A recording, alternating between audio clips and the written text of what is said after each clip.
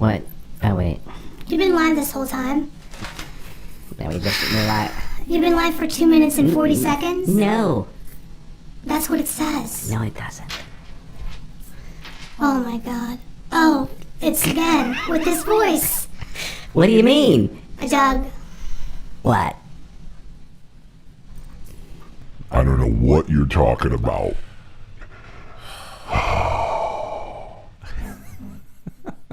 What if you can't fix it back?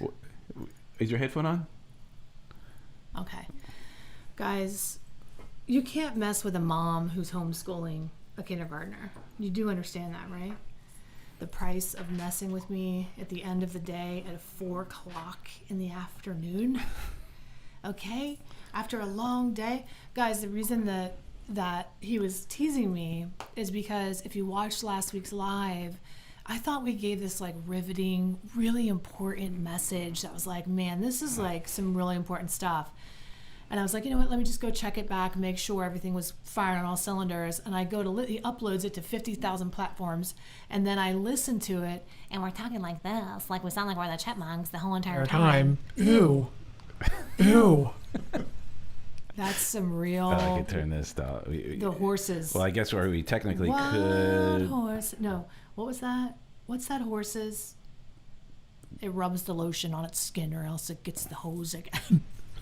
It rubs the lotion on its skin. Ew. Turn it off. Listen, I apologize for the shenanigans that are going on here. However, we're all a little punchy at the end of the day from doing this homeschool extravaganza where the days are like a farmer. I feel like a farmer. I imagine how a farmer might feel. You get up at 3 o'clock in the morning and you're barely have your eyes open and you're milking 50 cows and then you're baling 50 things of hay. But, you know, it's not necessarily like psychologically taxing, but it's physically taxing. So kindergarten class isn't psychologically taxing. It's Well, no, it kind of is. It kind of is. because it's like watching 4 hours of the Jersey Shore. Kindergarten class observation is like watching the Jersey Shore when you hate the Jersey Shore. It's like watching that kind of television. It is a when little you bit of a have train wreck almost all the time. It's a train wreck all the time, and people are not firing on all cylinders. Well, it's like and little drunk kids. so- like, hey, can you stop hanging upside down and take that out of your mouth? And, you know, oh man, it's crazy. And it is like, so I've been doing a lot of, like you probably doing a lot of work at home on Zoom and so forth. And there's a think couple of somebody's at pet the door. peeves. No, I think they're just barking at the Okay. the work, the people cutting down the trees. So one of the etiquette of Zoom is muting while you're not, and you hear Ellie's yelling at the dogs, you mute when you're not on, you know, when you got nothing to say, and if you have background noise, you mute it. Well, the kids don't, they're not really muting it, and then you hear the parents talking in the background, and the kids are, you know, like jumping all over the place, and Well, it makes you be a nicer person because when you realize the mute, one time I realized the mute wasn't on, and I was like, Elevate! Like, and then I was like, what the F? you know, yeah, my usual fare of F-bombs and and crashing plates. You know, and then I was like, you know what? I might want to rein this in. I've started actually. I think what's positive and rubbing off on me is that I hear how the teacher talks to her, and I thought to myself, well, I kind of talk to her like a little adult. Mostly, like, well, what do you think the consequence of that should be? You know, like, and it's like, how many cubes do I have in my hand? And I'm like, whoa, we got some discrepancies here. But when they get it right, correct. yeah. So, however, I thought, you know, if I was a paid teacher's aide, okay, and I had to look at it this way because the first couple days or first week and a half or 2 weeks, or who am I kidding, 3 weeks, was trying my patience to the point that I was like, I have to come with this from a different angle. If I was a kindergarten aide and I was like a paraprofessional in this classroom, how would I behave if I was being paid for this position?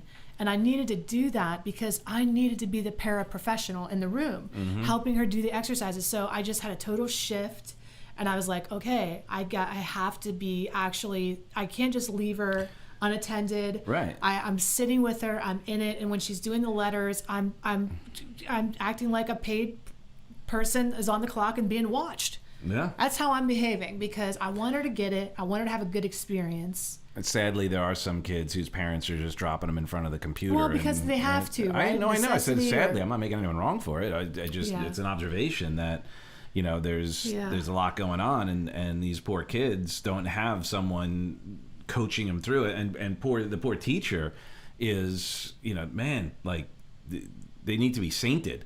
I don't know how they deal with. I like that you can as see the adults. frustration, which I Yeah. think actually I'm surprised that I like that because I used to come from a place where never let them see you sweat, right? Don't show your frustration. It's always like permagran. It's like, I'm fine. This is great. The building's on fire. What, really? But I see her literally going like, and I think to myself, this is good. Because we need to be confronted. Well, they need that feedback. They Yeah, I mean, need the kids need to feedback. have some feedback People to need the know, feedback. like, Hey, oh, your okay, this behavior isn't- is yeah. creating this reaction, and not necessarily. I mean, a lot of people have a skewed view of that because they grew up with such dysfunction. It's like, oh, my Yeah. behavior caused the backhand or the belt or whatever. But no, but it's in a knowing healthy that, way, yeah. that's a healthy way to Well, reflect but it. I mean, again, guys, it's for any of our friends here, if you're watching now or replay, share some of your stories that you're having with homeschooling. We had the poor teacher like basically going frustrated because all the student wanted to do kept calling out to say, I see you, I see you, I see you, like just to say like, and she was like, oh, please just mute, please Right. just mute Just already. mute. I Yeah. know you see For me, the you're gonna love of see me God. all day. Mute. Like, Stacy, I explained that last week. It's like when you're in hijacked in a corporate meeting that you have to attend that you can't get out of, and you've got to kind of be like, it's fine, we're all going to be fine. And then there's that one like Cindy in the corner who keeps raising her hand, asking the dumbest questions. You're like, we've already covered that. Where are we at? did you not get the report? And you get just like, oh God damn it, Cindy. You just get so frustrated, but they're 5. Well, I think that's the thing. Here we are. We're talking about 5 and 6 year olds here, like they should be behaving like God adults. damn it, Cindy, get your shit together. Yeah. Come on. What's wrong with Come you? on, stay 13. You- Keep up. 5 cubes. You can't spell dirigible? It's an N. Well, and that's, I guess, we're not obviously teachers of 5-year-olds in kindergarten, and I understand there's a method to the madness, like, okay, follow directions, I have to just the tell you. M and just the Okay, N, right, and then there's a she just method. goes and does all There's of a them. method, but here's the thing, okay? This is a lesson in life. So, like everything that I say, it's like, let's climb the mountain and go to go to the drop the Yoda, bomb. like in the, okay. Get some music for that. No, it's really true where the Pareto or Pareto principle, however you want to say that, like the 80-20 rule. When I was in business, I used to go in and take over companies that were struggling, right? And go in, and I know this is really boring. Is this boring? No, I used to I'm fix them. gonna score it for I used to you. go into companies that were struggling and try to turn them around. Their numbers weren't where they needed to be. So I would go into the company. Okay. So in the past, I would have focused on the stinker. Okay, like I was a franchise specialist, so I'd go in and fix 20 locations or something, and they'd say, oh, we got to get all these centers making enough money. It was a weight loss industry, so I'd say, oh, you know what? Let's go into the stinkers and get them performing well, and I'd spend all my heart and energy in it. It's an N, honey. No, it's an N. No, just one N. And you try to do that, and you spend all your energy. And then I read this Pareto principle, the 80-20 rule from John Maxwell, one of John Maxwell's 21 irrefutable laws of leadership. 80-20 rule. And it was like you focus on the 20% because the 20% of the people are doing the 80% of the work. And in a company, that's true, where you focus on the ones that are doing so great already and just get them to the next level.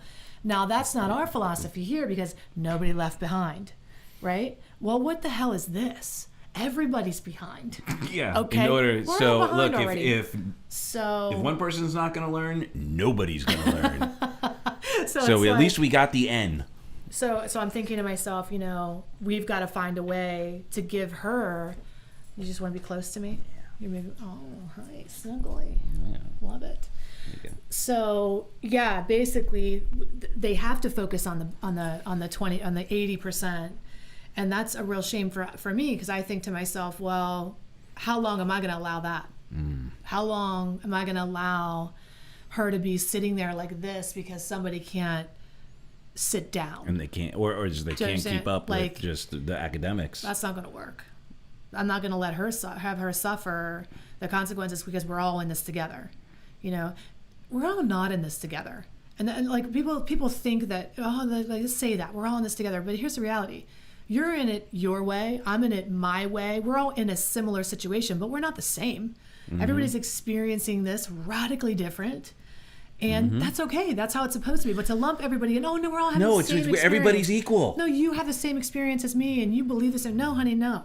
Because I'm having a very different experience, right? I'm confident of that. You look at a family, a dysfunctional family. We're a dysfunctional world right now. And you ask two siblings in a dysfunctional family, you go, hey, what happened there? Do you know the radical accounts you'll get? Two totally different accounts. So, you know, she goes back to school on Monday. That's not going to last. She'll be right back at home. I am Debbie Downer. I'm sorry, guys. Let's talk about something really exciting. We just got back from lunch. And we got to see two of our friends that we haven't seen in a long time that are just thriving and surviving. And we're not going to mention any names, but the reason that this is so important is because these are two people that happen to be in recovery, right? They're In multiple year recovery. Past clients that And are crushing it. Past clients that we just fell in love with, and as we do with the people we get to work with and keep in touch over the years. And it's not an easy time to be sober or in recovery right now. I don't know if you know that or if you know people that are in recovery, but there's lots of people that the relapse rate is through the roof. And I've actually lost two people that I really cared about very much just since this whole thing started. But here are two people that are so committed to the path and just sharing with us, you know, their beliefs. And I'll tell you what really the number one thing that came for me from that, and of course the hugs are unbelievable, and yes, we hugged, but humility and gratitude, those are the two things, right? Humility and gratitude were the two things they displayed. And they were pretty humble and grateful too. You're the best at humility. I know. I don't You're the like when I best. think There's about like nobody like you. who is better at who's more humble than me, and Right. I don't nobody. think there's anybody who's as humble as I am. I'm the most humble You're the that best is on at the that. planet. You rock at it. Yeah, I'm good. But yeah, no, totally. Where it was, they were just so like grounded in like, hey, you know, we're just so grateful to have these opportunities to be able to help, to be able to make a difference, and to be able to have lunch with us, and to be able to get together. It's important that we stay present to those things.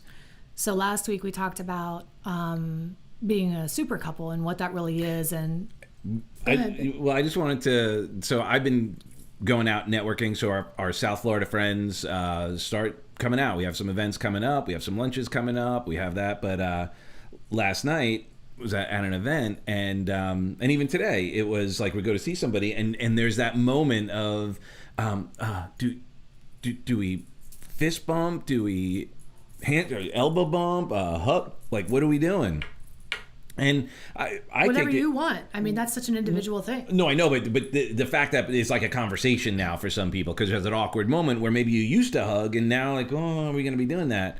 And I've just taken the approach that if you're out, like if you're going out and you're going to a dinner or you're going to a networking event, that you're very likely in the I'm a hugger, not going to be or at least handshaker kind of person. But at first, it's getting better. But at first, it was that weird moment where you're just like, oh, what am I doing? The elbow? Are we doing the foot thing? The kick, the kid and play? Are you like greeting? the kindergarten class with the teacher that's hip and cool and tries to do a million different handshakes with different people as they enter the classroom? I'm not. Yeah. No, I'm like, give me a hug.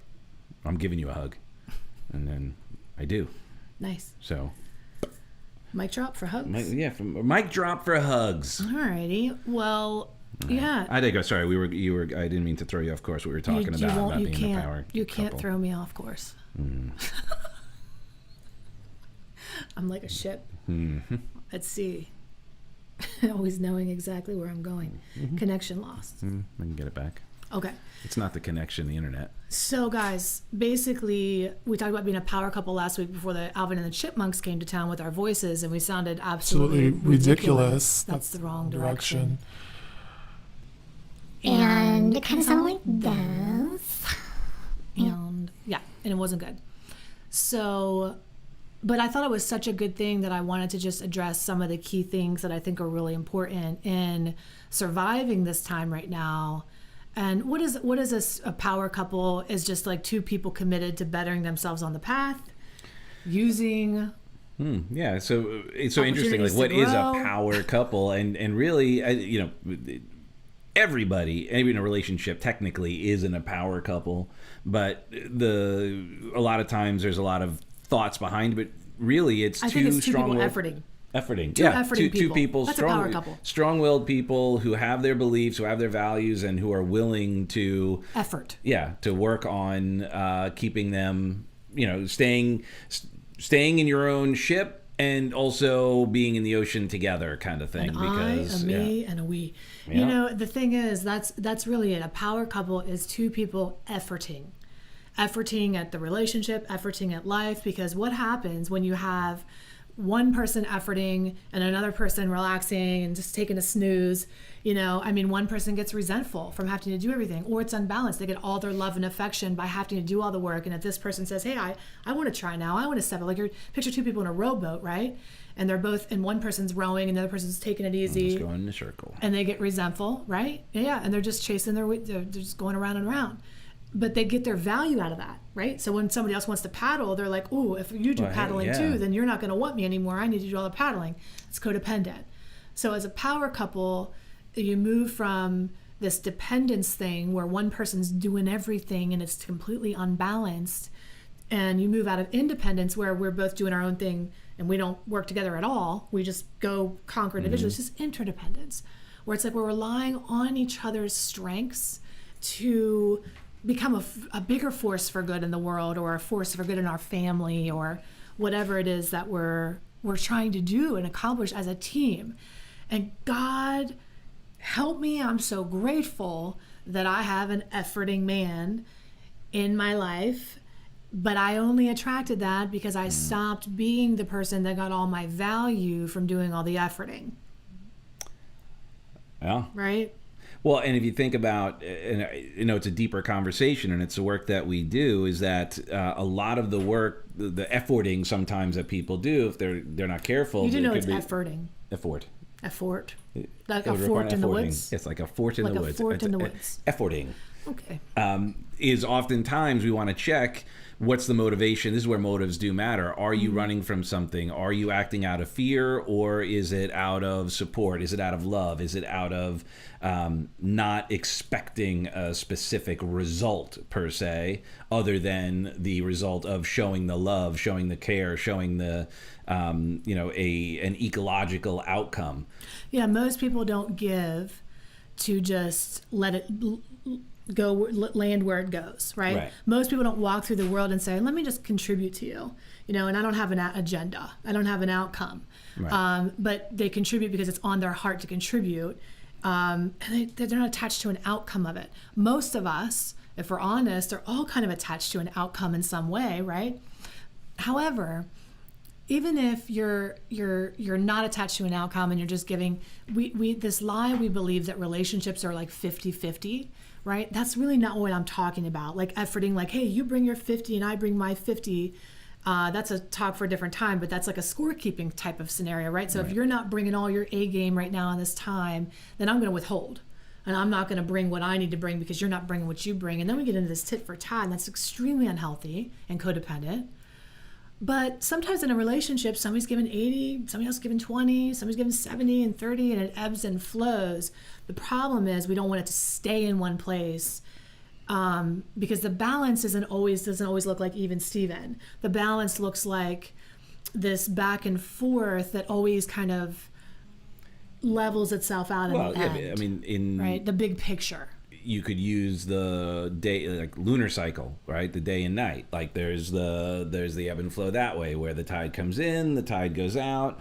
The balance is in the exposure of the tide as opposed to an expectation that it has to go one way, and like, okay, like it's always putting a penny here, putting a penny there, putting a weight here, putting a weight there, making sure it's always staying in one place. So for me, the reason this is such an important conversation, we talk about this interdependence, our strengths and weaknesses, and bringing your willingness to the relationship and your efforting to the relationship. See, there is an O in it.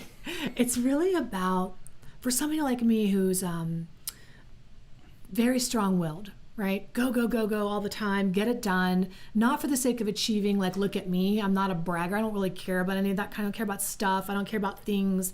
I don't post my stuff on my Instagram so somebody goes, wow, you're so cool. I'm repulsed by that a lot of the time. People bragging about themselves. Like, it really grosses me out to a whole new level, and I need to work on that because I shouldn't get that triggered up by it. I get it.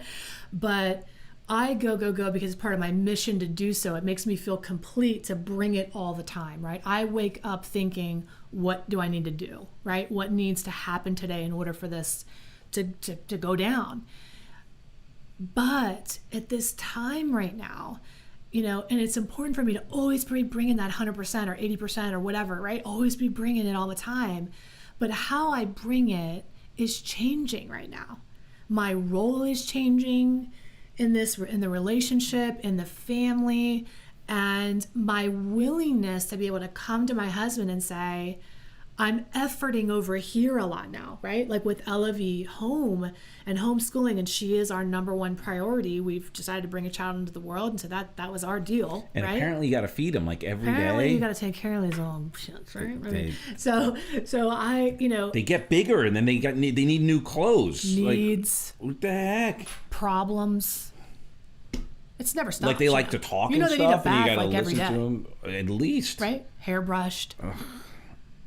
Snacks. The snacks alone will get you. It never ends. It's like they're breathing all the time. It never does that.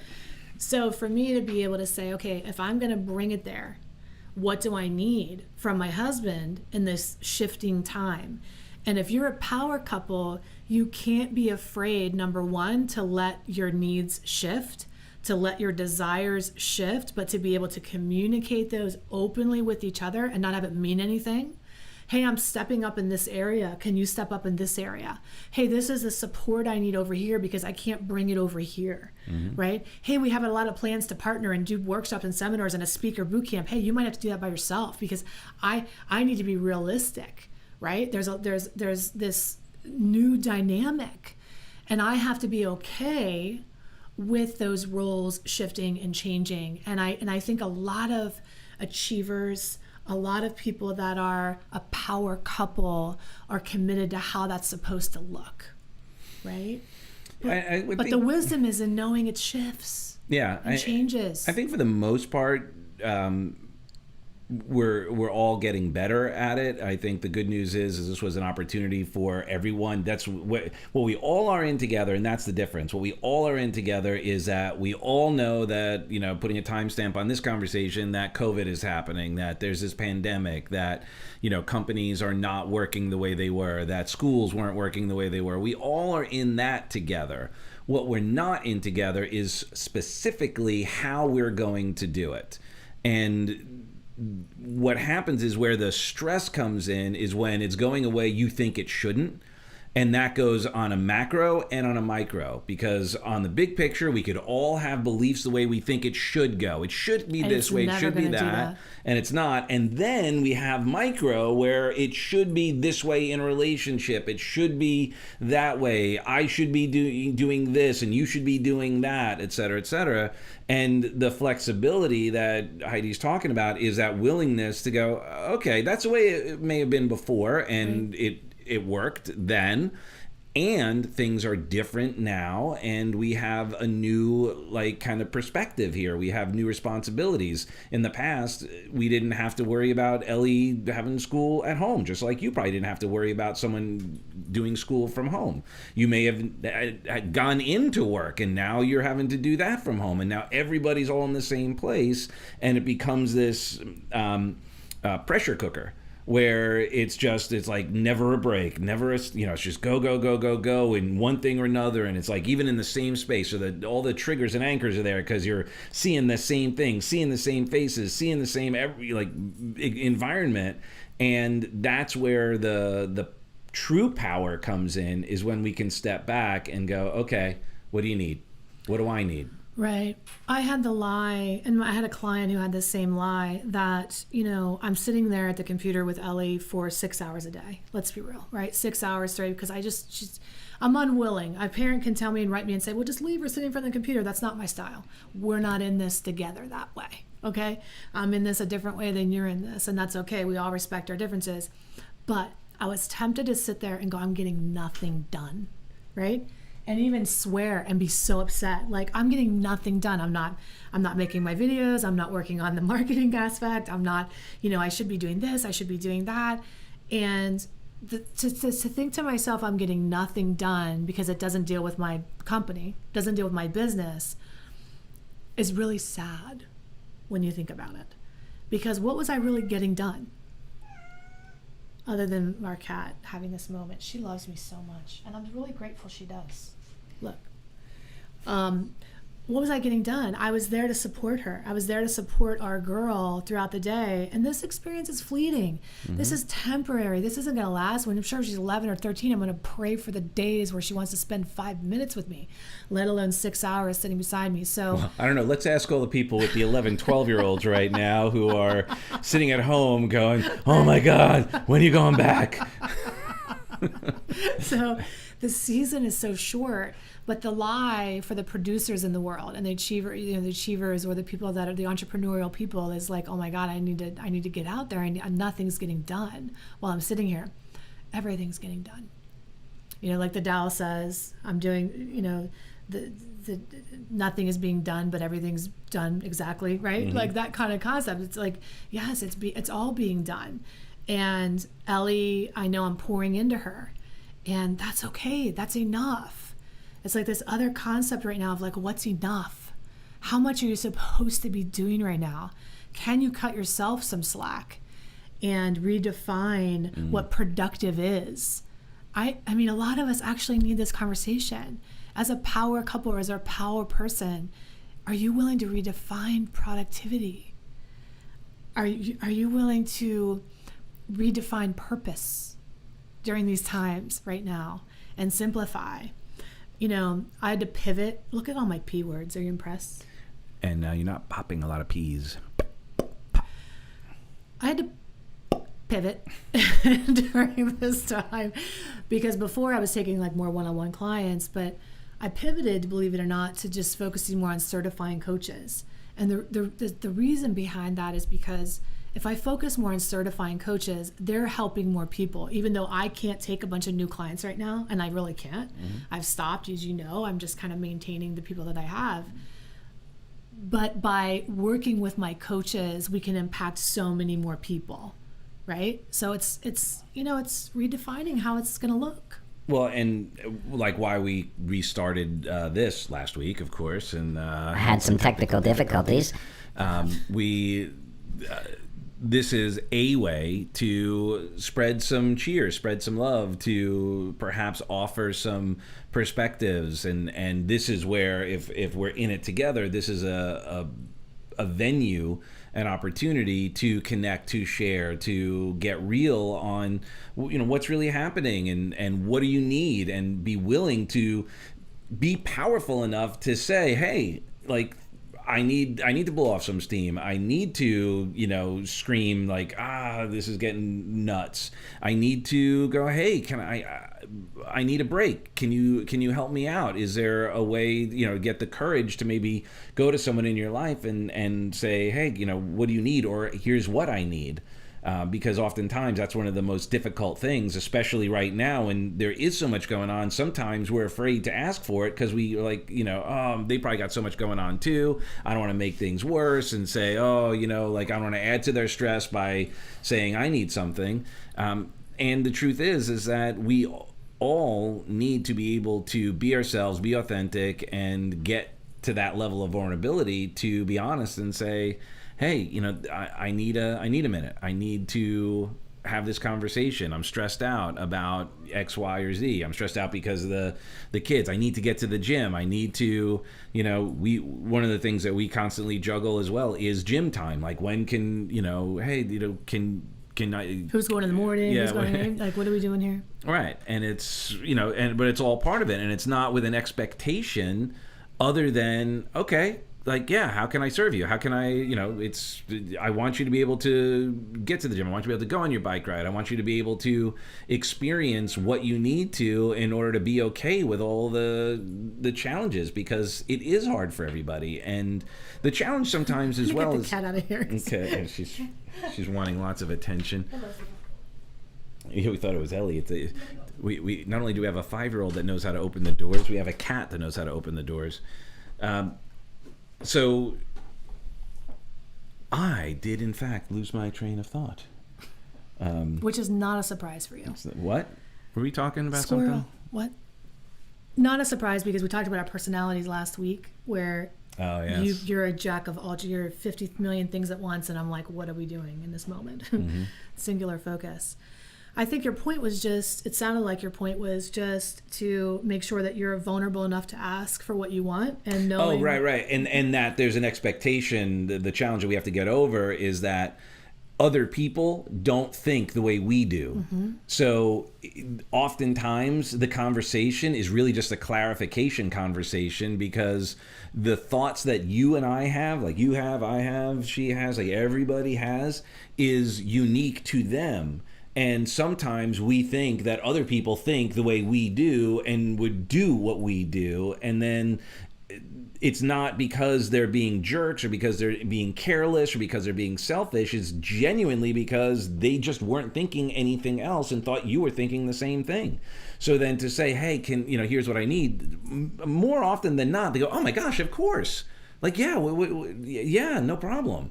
But I think you touched on it a little bit earlier, why this is such an issue, a hot spot for people, to ask for what they need, to admit what's really going on, to say, I'm struggling, this isn't working for me, I don't enjoy this, it's not for me, is because it's that codependent dynamic of, if I do, you touched on it, if I do have a need, you're going to somehow, that diminishes your capacity or your love for me because I'm flawed. Right. And that's what's really underneath of it. It's like, I don't fear. want you to see me as a flawed human with needs.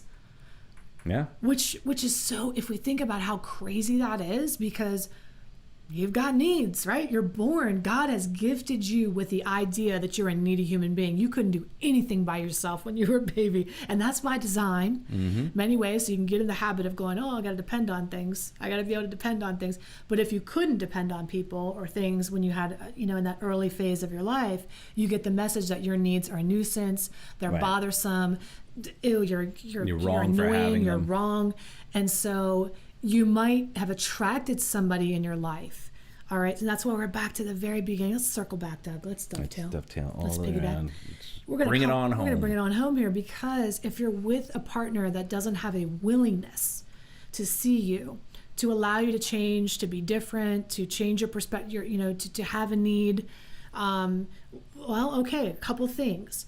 You likely picked that person on purpose because you didn't realize that they were confirming your already long-standing belief that it's not okay for you to have needs. Okay. But Well, it's familiar. It's commonplace. It's Oh, that's the familiar. way it's supposed to be. Yeah. right? Okay. So it could be a time to start to look around and evaluate some of these relationships. I know in a time of crisis is when we tend to look around and really hear the crickets for the first time. Sometimes we're so busy with everything else that we don't even hear the crickets, right? But when you really need somebody and nobody's there, it becomes painfully obvious during a time like this. And so it's really important that you start to do something about that.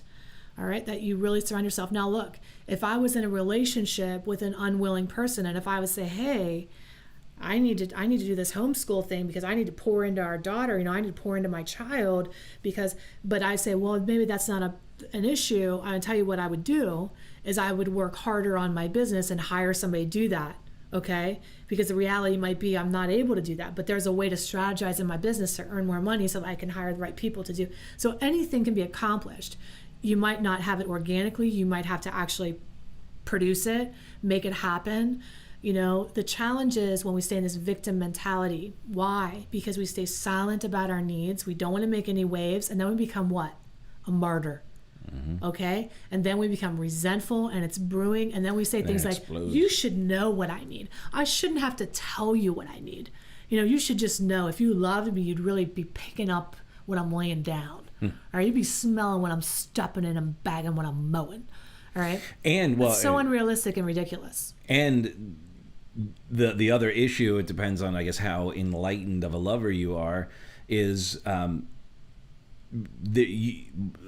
to get too pedestrian on the 5 love languages, but you could be potentially doing, like, expressing it, and the person, you're running your love language, because when we're under pressure we go back to our normal, what we believe, but that is not necessarily what your partner is feeling. So you'd be like, I'm doing everything, like, no, I just need you to spend some time with me, or I just need you to acknowledge that the work that I'm doing. Stop doing all that work, stop for a minute and tell me how I'm doing, or come talk to me, or come give me a hug, or whatever it is. And oftentimes that's where some challenges could be as well. Sorry, was I raising my voice? No, honey. I was getting excited. I didn't know if I was getting too loud. I got the compressor going, perfect. pressing and everything. I'm trying to get it right. Yeah, I think we have to be, there's no room for this is an interpretive dance. This is an interpretive love where you're going to, like, do a couple of moves and hope somebody gets it. We have to be so painfully obvious. We have to be willing to risk the vulnerability, to ask for what we really need, to say what we really want. And I get it better than a lot of people, because vulnerability was like a dirty word to me. I did not want to ask for help ever. And in fact, wanted to be the person offering it all the time, right? I never wanted to be, but I have to tell you, I was tapping out.